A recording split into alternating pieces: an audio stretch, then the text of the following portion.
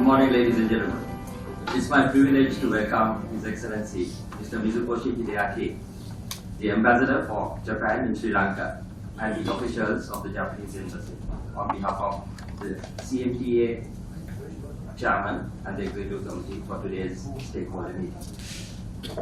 We would also warmly welcome officials from the Ministries and government institutions. For your presence, being a busy morning, it's a Wednesday morning, so thank you for being here. We also appreciate the presence of both government and non-government stakeholder organizations. Of course, this event will not be possible without our valuable sponsors, so we welcome our sponsors, HMB Leasing, Sri Lanka Insurance, Excellency Mobitel, Vijay Newspapers, and Nobel Paints. We cannot miss our friends from the media who are here. Thank you very much for coming early morning for this event. And we are also pleased to welcome the Chairman, Managing Directors, CEOs of the CMTA membership, the leaders of this industry who drives it forward. And last but not least, our fellow members and all those who are present today.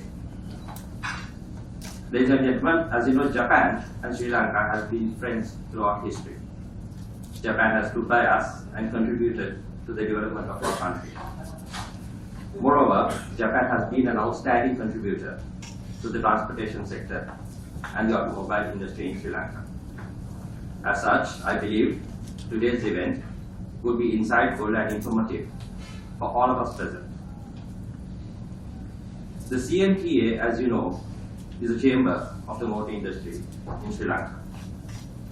Of course, the vehicle import restriction is a challenge for the CMTA membership. It has been a few difficult years for all of us who represent the CMTA.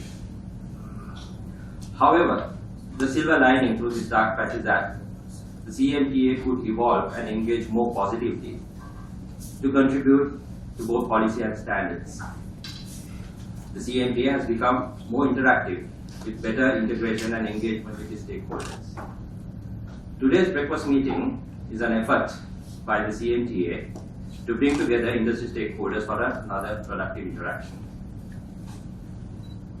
The CMTA and its membership has contributed immensely to the industry by improving standards and industry expertise. The following is a brief video of CMTA and its services as a stakeholder towards our society.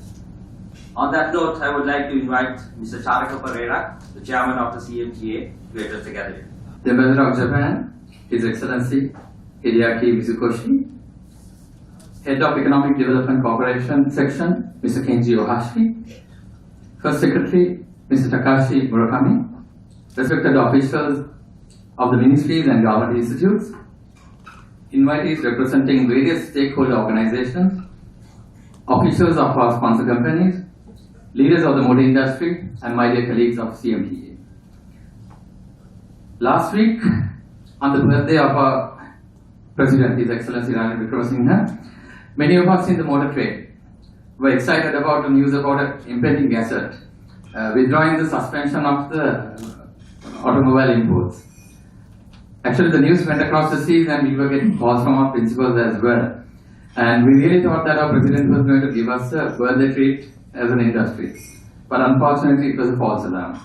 So from last Monday, we went back to our normal business, which is the business of trying to make ends meet. That is what actually our industry has been pushed to, due to the import suspension, which has reached now 3 years. An industry which supported the livelihoods of over 100,000 people. An industry which was the backbone for over 5,000 small and medium-scale enterprises spread around the country. An industry which trained and developed staff which can be employed internationally now. And especially an industry which brought nearly 7% of the government revenue was given a devastating blow in March 2020.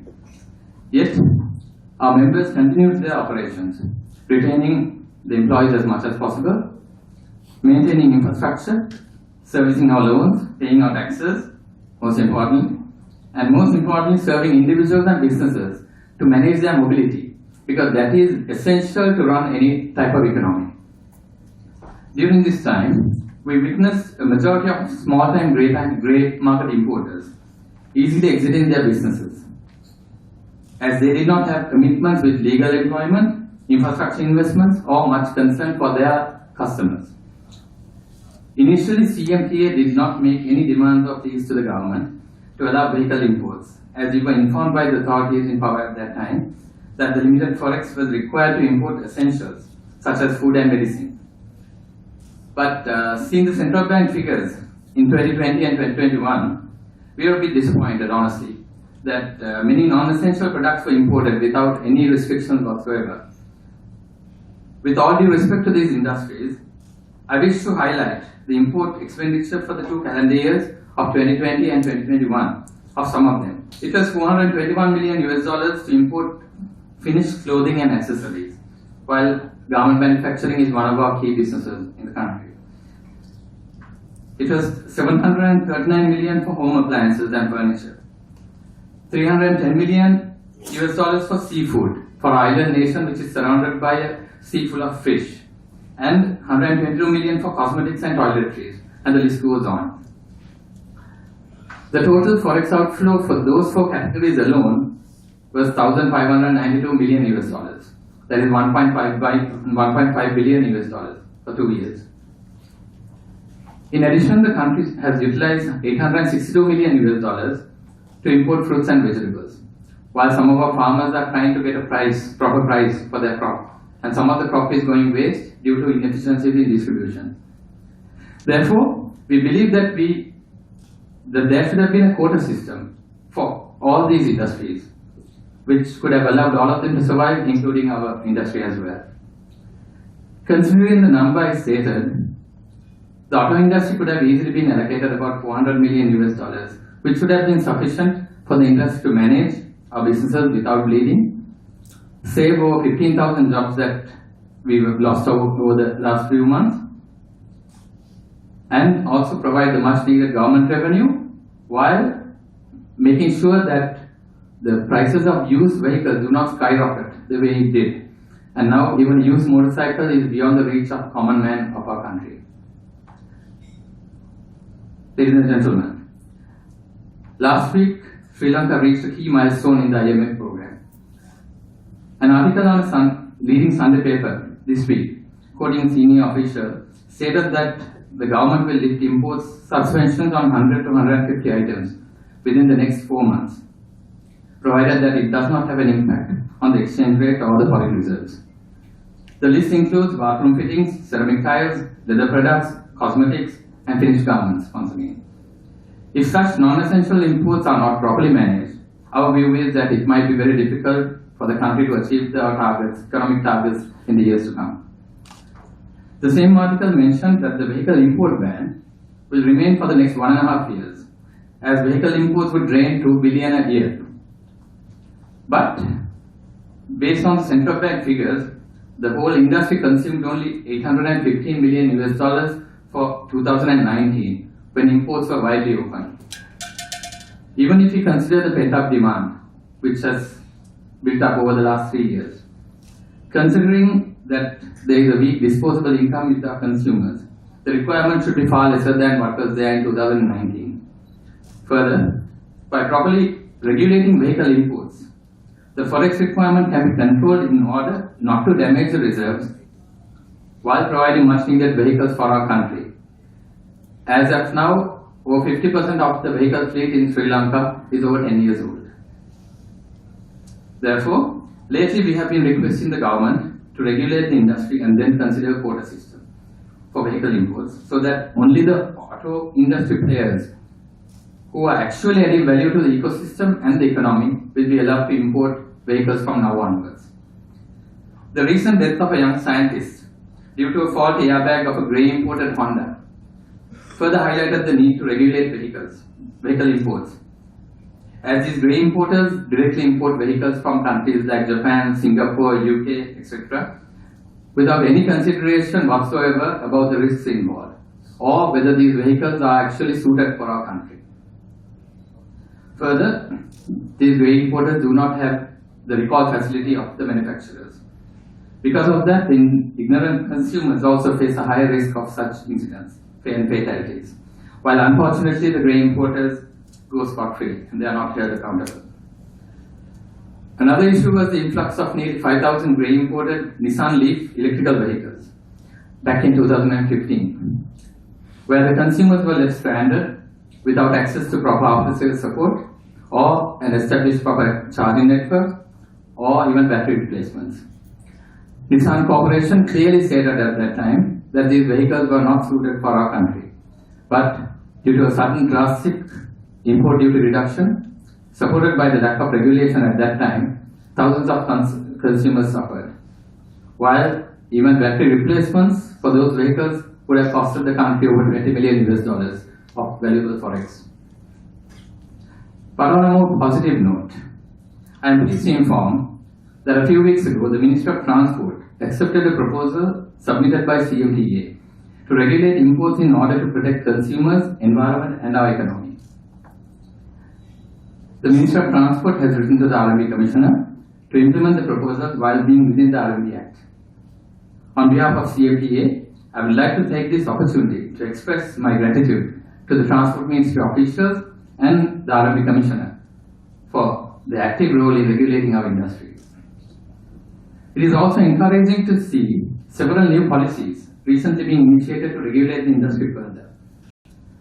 The development of the National Policy for Automobile Industry by the Ministry of Transport and Ministry of Industries, the standard rules and regulations for electric vehicles by the Ministry of Industries and the Industrial Development Board, the garage registration and service standards by the Ministry of Transport, the market monitoring program for lubricants, and development of regulations for the electric charging network, both by PUCSL, would certainly support the much needed regulation for our country to have a sustainable automotive industry for the future.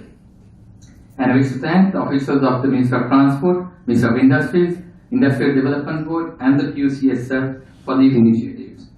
And I also thank them for engaging CMTA at these discussions and would like to offer our assistance for the future as well. Your Excellency, Japan has been supporting Sri Lanka for over 70 years with an investment of over $8.8 billion through 120 development programs, grants worth of $1.3 billion, and 15 soft loan programs.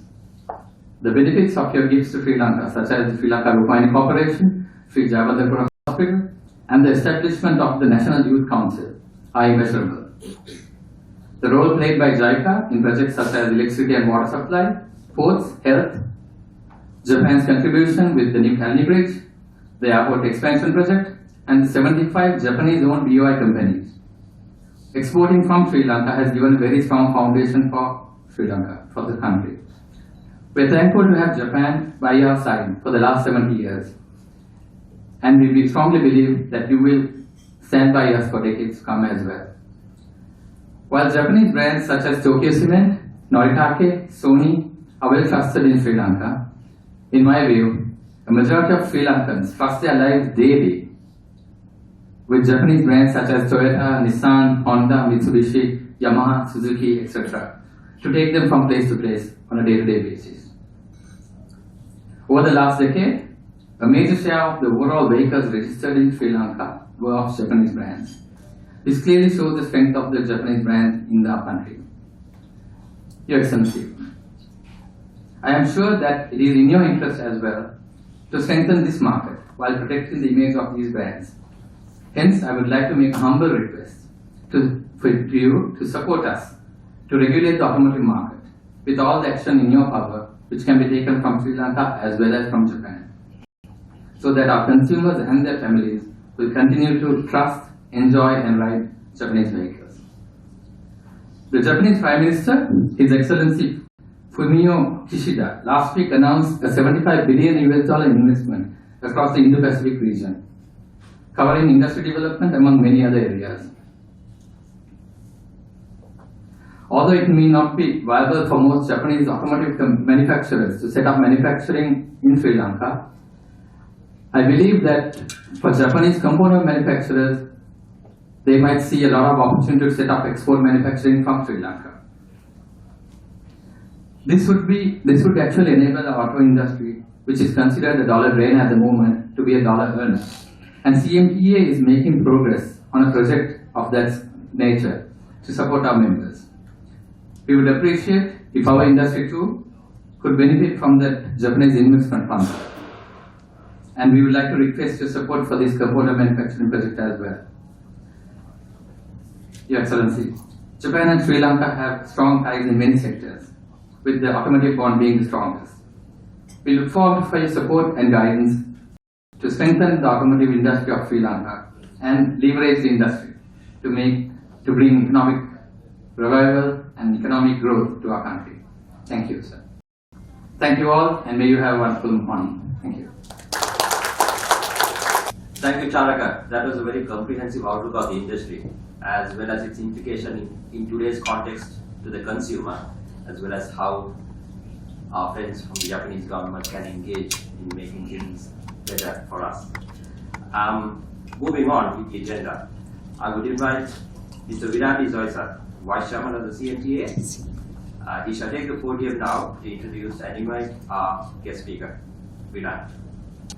It is with great pleasure and deep gratitude that we welcome the Ambassador of Japan, His Excellency Hideaki Mizukoshi, to our esteemed gathering today.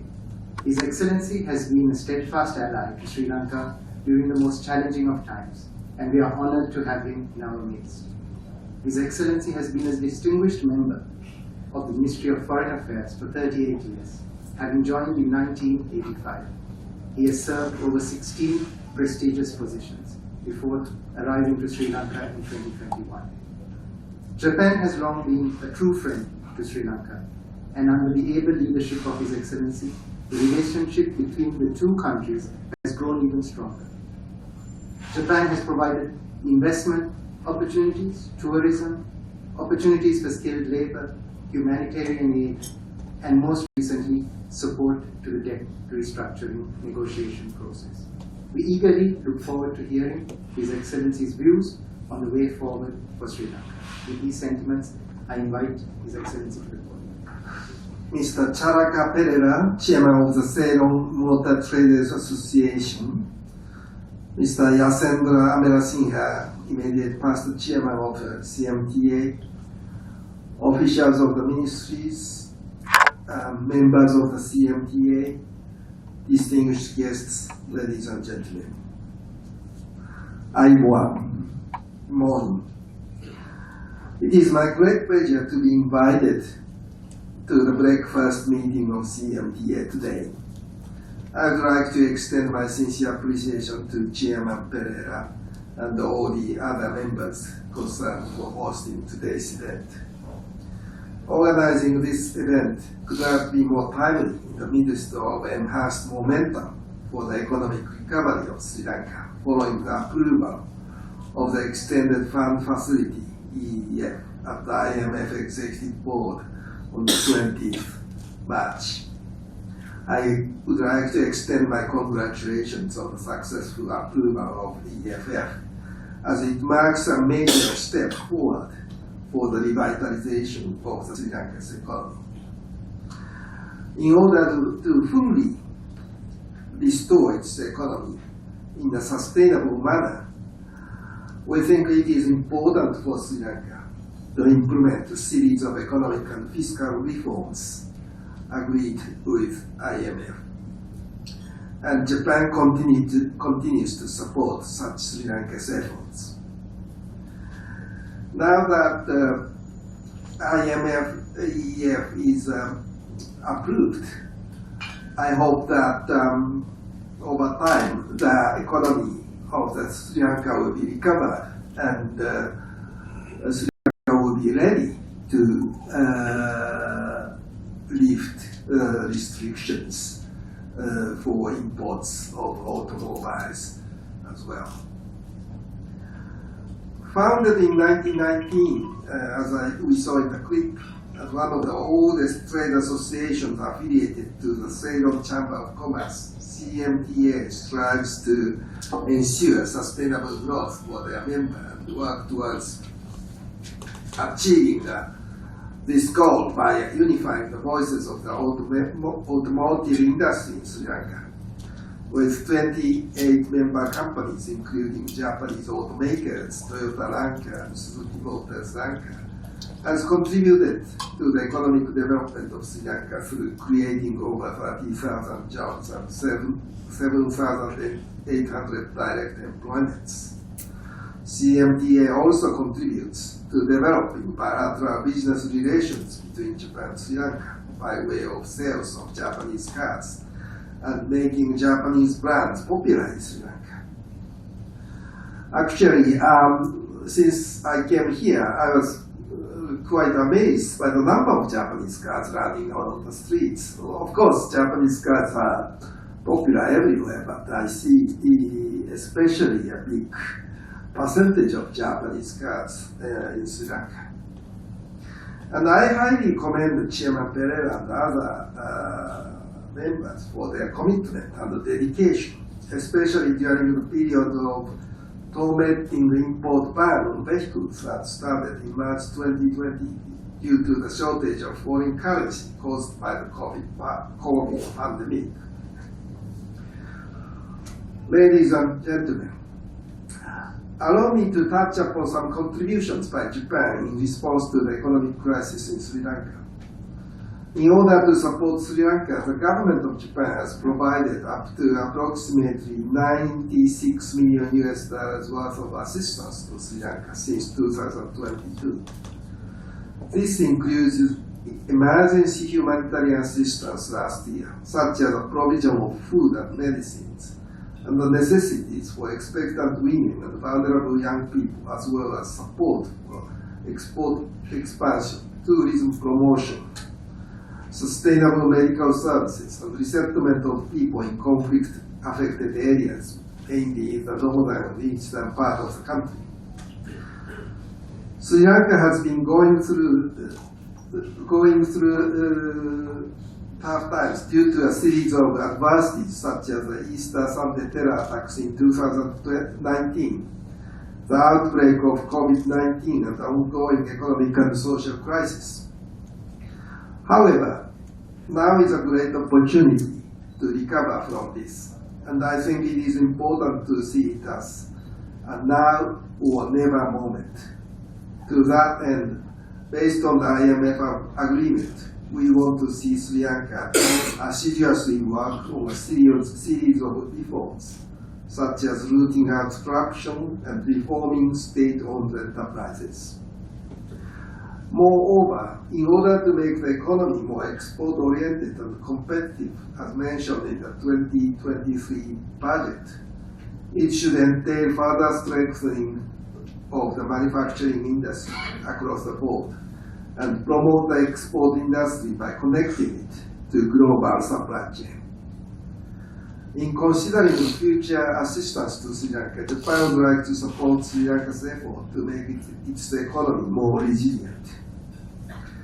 In addition, it is essential to attract foreign investment in order to achieve sustainable and stable economic growth by way of improving the investment environment.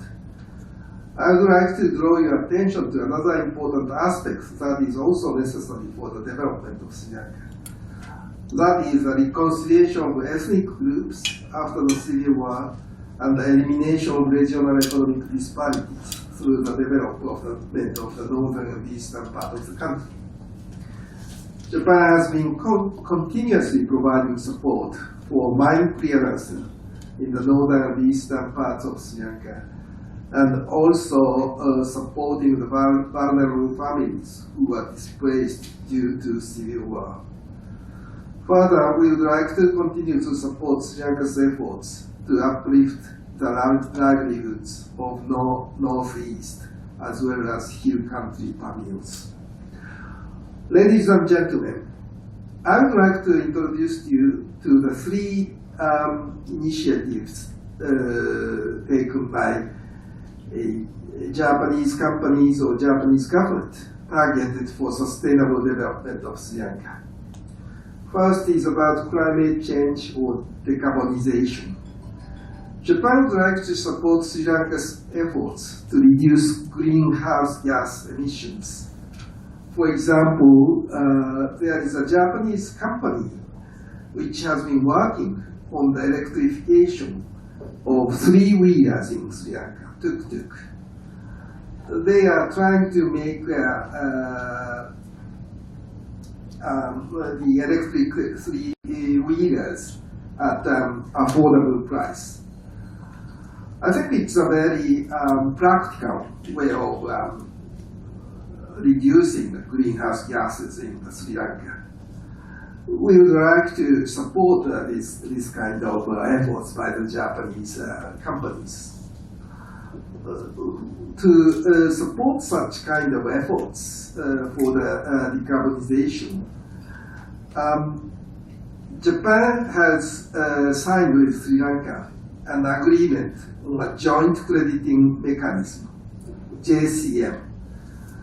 With the collaboration of Japanese and Sri Lankan companies and support of Japanese government, JCM aims to reduce greenhouse gas emissions by introducing the decarbonization and renewable energy technologies to Sri Lanka. Secondly, human resources development. Today we have Mr. Yotsukura from Toyota Lanka.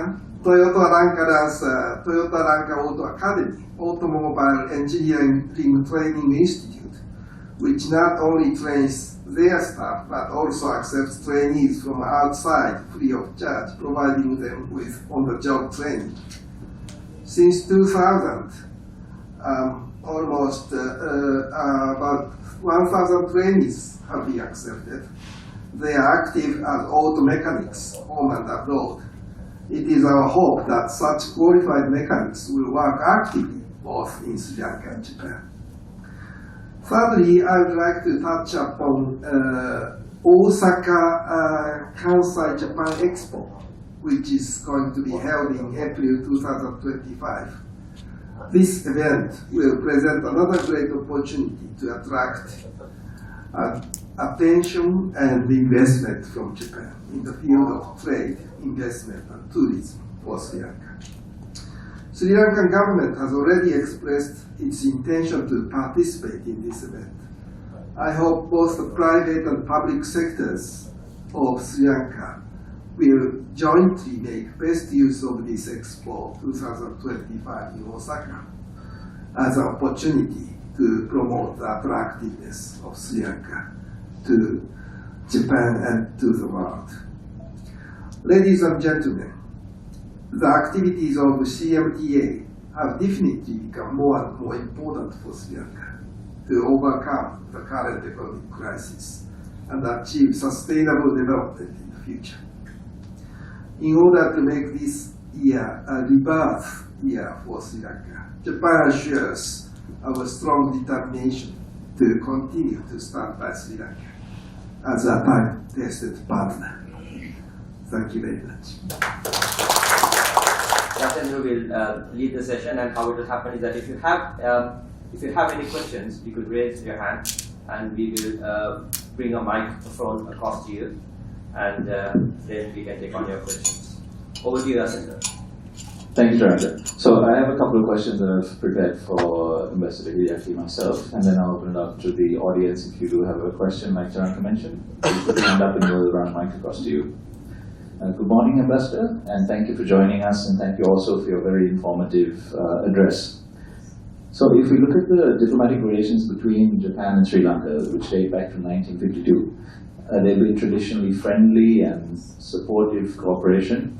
And it was reportedly Sri Lanka was the largest per capita beneficiary of Japan's bilateral aid at one point. What is Japan's current outlook on the Sri Lankan economy, and what are Japan's future plans to support Sri Lanka's economic revival? Well, thank you very much for the question. Sri Lanka has gone through the worst economic crisis since independence, since last year. But I think Sri Lanka has been making its best efforts to recover from economic downturn. And the recent approval of the extended fund facility of IMF is a sign of the recognition of the international community of Sri Lanka's efforts. So the money that comes immediately from IMF is not a big money compared with the deficit of Sri Lanka's budget or the shortage of foreign currency. But the signal that it's sending to the outside world is very important. And the signal that Sri Lanka is making a reform is also very important. So we'd like to support Sri Lanka's efforts for reforms, especially on the governance or transparency of its economic policies. Because I think, frankly speaking, in the past, sometimes there have been very frequent changes of policies, and that has caused some loss of trust by Japanese businesses. So we would like to see Sri Lanka making its efforts for reform, and I think that Sri Lanka will over time recover from this economic crisis, and when this debt restructuring is agreed, I think there will be more incentives for both Japanese governments and the Japanese businesses to cooperate with Sri Lanka. Thank you, President. I'd just like to dive a little deeper into what you mentioned in terms of what can be done to improve confidence of Japan into Sri Lanka. So if we look at history, in 1982, Japan had signed an investment promotion agreement with Sri Lanka. 4 major Japanese companies, namely Sony, Sanyo, Marubeni, and Bank of Tokyo, were in the pipeline for coming in as investors. However, after civil unrest the following year, all 4 cancelled their investment plans. And we see some kind of similar history repeating. So you did mention that Japan would like to see certain actions like rooting out corruption and the streamlining of SOEs, the income gap being narrowed. Are there any specific measures or policies that Japan is prioritizing at the moment?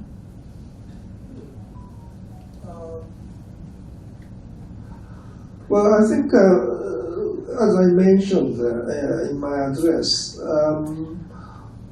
things like supporting the sustainable development, including decarbonization, filling the gaps of different standards of living in different regions, and supporting improvement of investment environment. I think those are the priorities of Japan, yes. So if I can touch upon the last point of improving the investment climate for Japanese companies to come in and for foreign direct investment, can you tell us what would you think in your mind would be the strengths and weaknesses of Sri Lanka in attracting Japanese FDI?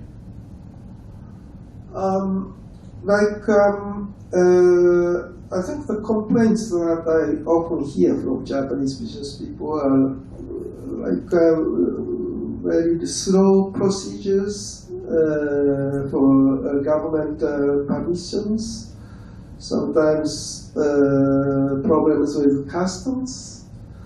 I think those things are a little bit hindering the appetite for Japanese investment. And I think also like making streamlining and making SOEs more efficient will be also important. So those are on the top of mind of Japanese investors. So I believe a delegation of Japanese investors had visited Sri Lanka last week and met with our State Investment Promotion Minister, Dhiru Mamdugama, and with the Deputy Head of Mission of Japan. Could you tell us, does it seem like investor confidence is improving, and are there any large-scale investments that Japan has in the pipeline for Sri Lanka? Well, it's true that I think it's because of travel restrictions coming from COVID is now gone.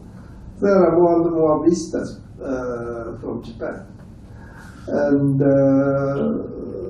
I think many Japanese business people are interested in potential for Sri Lanka's economy. But I think they are still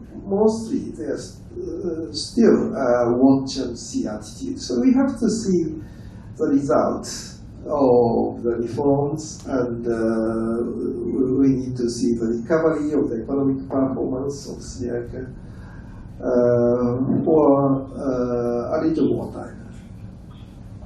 I see. So now is Sri Lanka's opportunity to prove ourselves and to establish a stable climate for Japanese investors to be confident in coming in. If I can ask, is there any questions from the audience at this time before we end? Ambassador, thank you for joining our breakfast meeting. And as a past president of CMTA, I'd just like to ask the question as to whether you see any possibility of Japan reviving the light rail transport system, which was, unfortunately stopped by the Sri Lankan government. But if the government shows positive interest, do you see that Japan would reconsider? Could you please give me your thoughts? Well, no decision has yet been made, so I cannot say anything definitely. But I think it all depends on how this reform of the Sri Lanka government will go, and whether Sri Lanka can regain trust from Japanese government and business community. So I think it all depends on that. And when those conditions are met, I think it will be considered. Thank you. Thank you, Ambassador. Moving on to the global movement towards electric vehicles electrification. Japan's strategy has not been as BEV, or battery electric vehicle, focused as other developed countries, preferring a hybrid path instead. Could you enlighten us on Japan's automotive policy and perspective on the electrification trend? Well, in case of Japan, I think the Japanese automobile companies are now providing with many options for decarbonization. Like hybrid, of course, is at this moment a very practical solution for reducing the greenhouse gases. And but they are also providing EVs and also FCVs. So mostly the Japanese automobile companies are now providing several options for decarbonization, and I think as the technology and infrastructure advances, I think they will perhaps shift into more focus on EVs. Yes. I see, and we've seen this happening with recent free trade regulations between Japan and US also loosening to allow more trade to occur in the future in terms of electric vehicle batteries. In terms of Sri Lanka, what do you see as the role of Sri Lanka in the future of electric vehicles? Well, In Sri Lanka, for electric vehicles to be more prevalent, you need charging stations, so more infrastructure, and also if you generate power with coal, there's no point in using electric vehicles. So I think Sri Lanka needs to make progress in decarbonization in power generation, so, and making infrastructures for to have more electric vehicles. But I have mentioned a venture company in Japan which is now trying to make electric tuk-tuks. I think tuk-tuks, they don't run very long distance. So I think for tuk-tuks, it may be good, and you can charge it in your house. If you can charge it in your house, I think it may be a practical solution. I see. So as a short-term stopgap, what you would see potentially happening is a conversion of existing, especially tuk-tuks, prior to large-scale electrification. Yeah. Is this something that Japan, I think you mentioned, is this something that Japan is looking at engaging in immediately? Well, it's something that a Japanese company is trying to do. And, so it's not a government initiative, but I think it's a very interesting initiative, yes. And sorry about that. Are you aware of the progress of the project, or have they run into any obstacles trying to implement that scheme in Sri Lanka? Now they are trying to make the first model car, but I don't know. I don't think they are in trouble. Perhaps with the COVID, there has been some delay of schedule, but I think it's going on well. Thank you, President. If we touch upon the topic of unregulated import, we had a question. Your Excellency, just touching on what you just said about the electrification and the policy of the Japanese government. Now, we represent a manufacturer from Japan who has mentioned that in order to import electric vehicles from Japan, we need to have recycling plants for the disposal of batteries, especially the lithium batteries.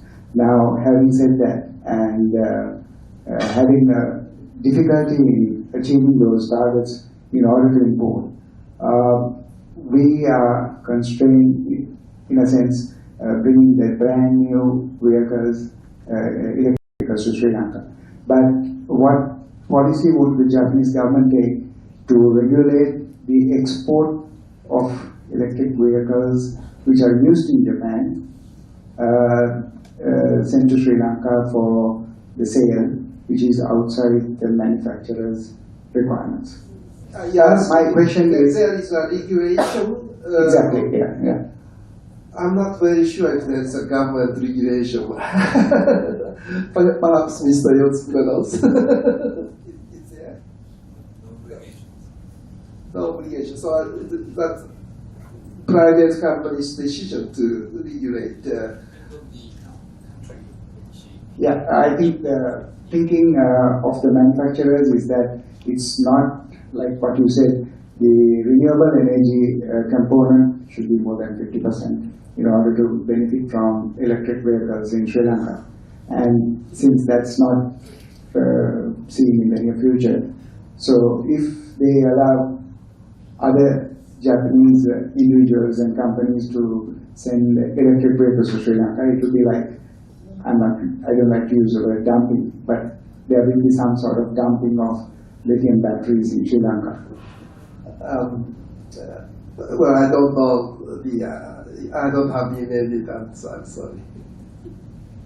That's a good question, Mohan. And on that topic, in terms of having unregulated imports of vehicles, these have been causing untold brand damage, as our chairman mentioned, in terms of the batteries of the Nissan Leaf. So brought in again second-hand, and also the safety recalls that we as distributors are not aware of when a car is exported second-hand out of Japan. What would be your thoughts on the Sri Lankan government regulating the automobile importers, and what measures do you think should be taken to address this issue?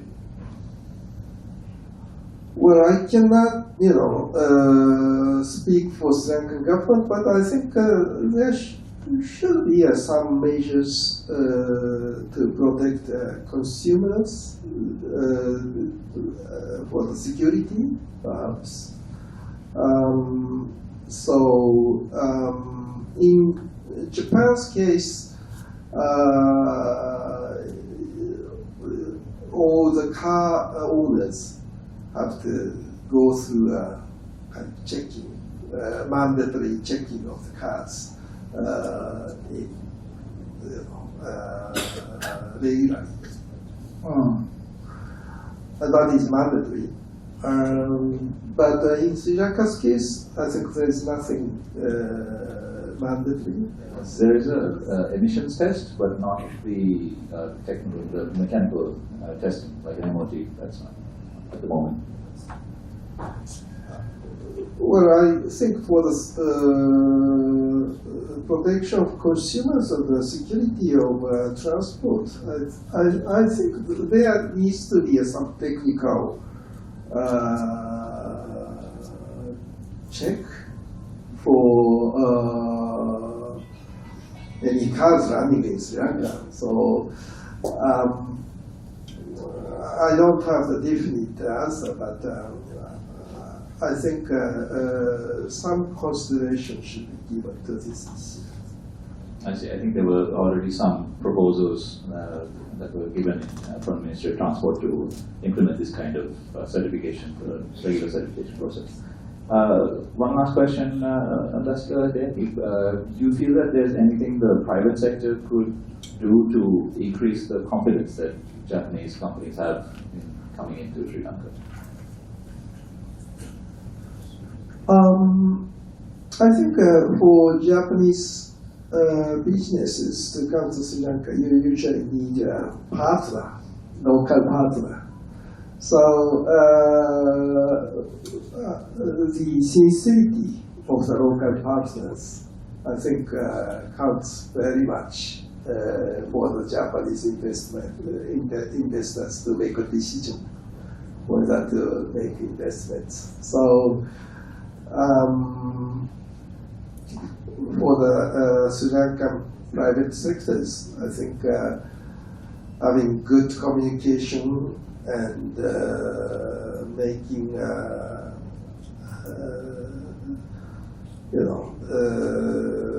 observing agreements and promises, I think those things are the things that are key to regain Japanese investors' confidence. Thank you very much, Ambassador Hideaki. Do you have a question in the back? Your Excellency, sir. My question is that Sri Lanka has the world's best vein graphite that is being used to manufacture low-cost graphite, which is being used for the automobile industry as well, and also the breakthrough technology for the battery technology that is being envisaged. So, and sometimes I think a lot of graphene also being processed in Japan as well. So if there are any effort, or since the Sri Lanka has this best quality graphite, is any effort to come for any collaboration of Japanese companies who is excelling manufacturing batteries and also automobiles as carbon fiber to come to Sri Lanka as a FDI? Well, I think that's possible, but I don't know if there's any concrete moves from the Japanese side. question in the front. Excellency, it's an honor to have you here, so thank you for sharing your time with us. I think I want to get straight to the point. As automobile importers, we've suffered for 3 years without imports. Is the Japanese embassy considering playing any role in trying to encourage the government to lift the import ban for vehicles in 2023? Well, of course, we would like to see our Japanese cars more imported in Sri Lanka. But on the other hand, now we are also supporting Sri Lanka, trying to make efforts to meet conditions of IMF. So I cannot say exactly when Sri Lanka should lift the restrictions of cars. So I'll pay attention to this problem, but at this moment I cannot say, what is the appropriate timing for lifting the restriction of car imports. But I'm sure, I think with the recovery of the economy of Sri Lanka, there will be time sooner or later. Not so in a distant future that Sri Lanka will be able to lift bans for most cars. Thank you. Are there any other questions?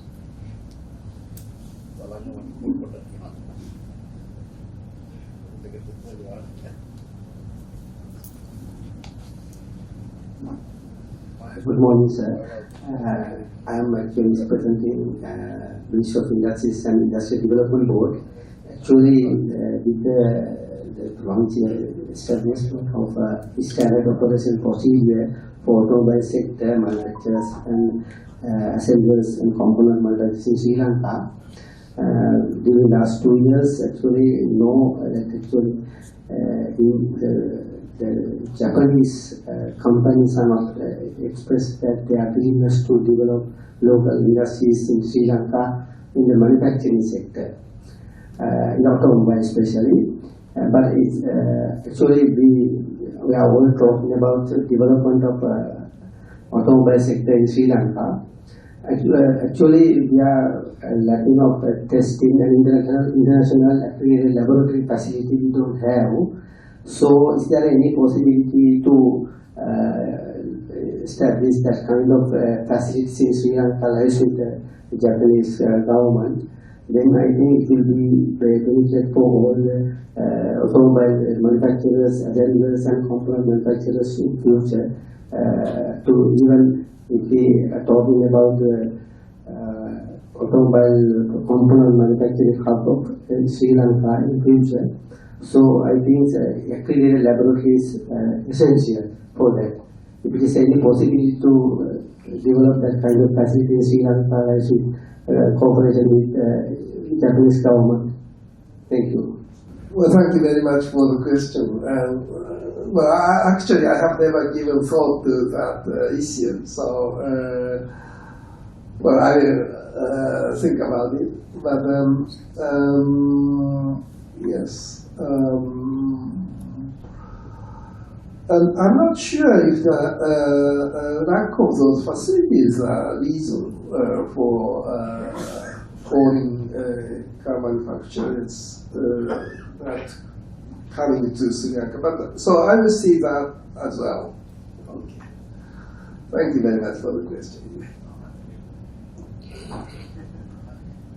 Thank you, Ambassador. And I think the key takeaways from this morning is that Japan is taking a wait-and-see stance, and the ball is in Sri Lanka's court to prove that we can maintain economic revival, stable policy making, and implement some measures on sustainability and income equity to increase the confidence of Japanese investors and government. Thank you very much for joining us, sir. Thank you very much for listening. Thank you. The chairman Mr. Charaka Perera and the Vice Chairman, Mr. Viran Izoisa, will present a token of appreciation to His Excellency for taking time off his busy schedule today to grace this occasion. Your Excellency, we had to resort to giving you a classic model because no brand new imports are.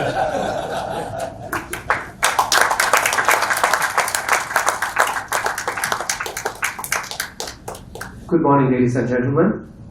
On behalf of the Ceylon Motor Traders Association, CMTA, it gives me great pleasure to propose a vote of thanks at the end of a very successful breakfast meeting, which is one of many that we plan to organize in the future. Firstly, I take this opportunity to express our sincere gratitude and appreciation for our eminent guest speaker, His Excellency Mizukoshi Hideaki, the Ambassador of Japan in Sri Lanka, and also the officials from the Japanese Embassy for accepting our invitation and for gracing these events. Your Excellency, thank you for your insightful and thought-provoking words this morning. And we hope you continue to work closely with our country and strengthen the ties between Sri Lanka and Japan in years to come. We extend our gratitude and heartfelt appreciation to all the government ministry officials for taking time off your work schedules to be present, and we believe you will continue to work closely with the CMTA in building a national framework and policy for the automotive industry in the short and medium terms. I also would like to acknowledge and thank the officials representing all stakeholder organizations for being present here today. Thank you for engaging with the CMTA on various ongoing projects that will help impact this industry in a positive manner, and your assistance is very much appreciated. I also like to thank personally for our sponsors, Mr. Sanjay Vijayamana and Mr. Kanjan Karunagama from HNB and HNB Leasing, Mr. Ronald Perera and Mr. Chandan Arugabage from Sri Lanka Insurance, Mr. Sugat Abesingha and Mr. Nalin Premaratna from SFT Mobitel, Mr. Hasita Giganage from ExxonMobil Paints. Thank you for coming forward to partner with CMTA on all our ongoing stakeholder events. Without your generous sponsorships, this event would have been an uphill task, and therefore, on behalf of the CMTA, we thank you for your contributions. We thank all the media partners present today and also who have helped the CMTA throughout the years. The founders, chairmen, managing directors, and CEOs of respective automotive brands that are present part of the CMTA membership. Thank you for being present today and for your guidance and direction provided as industry leaders. I also would like to acknowledge and thank the EXCO members and the management committee of the CMTA members for your commitment and hard work behind the scenes on behalf of this 100 years plus association. Finally, Jai Keaton and staff for accommodating all our requests and making this event a success. Once again, thank you for your presence this morning, and I would now like to invite all of you for breakfast and some fellowship in the foyer just outside the hall. Thank you and have a good day.